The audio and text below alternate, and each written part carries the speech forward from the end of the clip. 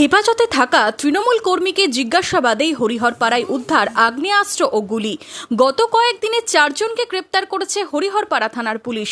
উদ্ধার হয়েছে 3টি বেআইনি আগ্নেয়াস্ত্র ও 7 রাউন্ড গুলি। পুলিশ সূত্রে জানা গেছে, গত 13ই মে হরিহরপাড়া থানার পুলিশ গোলাম মোস্তফা মণ্ডল ও ইদ্রিস মণ্ডল নামে 2 ব্যক্তিকে একটি বেআইনি আগ্নেয়াস্ত্র ও 3 রাউন্ড গুলি সহ গ্রেপ্তার করে।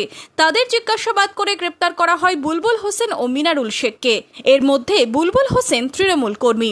ওই তৃণমূল কর্মীকে জিজ্ঞাসাবাদ করে হোসেনপুর জামিরা এলাকা থেকে আরও 2টি বেআইনি আগ্নেয়াস্ত্র ও 4 রাউন্ড গুলি উদ্ধার করেছে পুলিশ। সব মিলিয়ে 3টি বেআইনি আগ্নেয়াস্ত্র ও 7 রাউন্ড গুলি উদ্ধার করে পুলিশ। শনিবার ধৃতদের বহরমপুরের জেলা আদালতে পাঠায় পুলিশ। মনমোহিনী হেলথ কেয়ার, স্বাস্থ্য সেবায় অটুট শ্রেষ্ঠত্বের শিরোপা।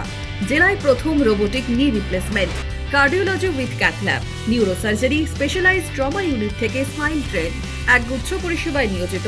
Manmohini health care, quality care with personal touch, Baharampur শিল্প তালুক।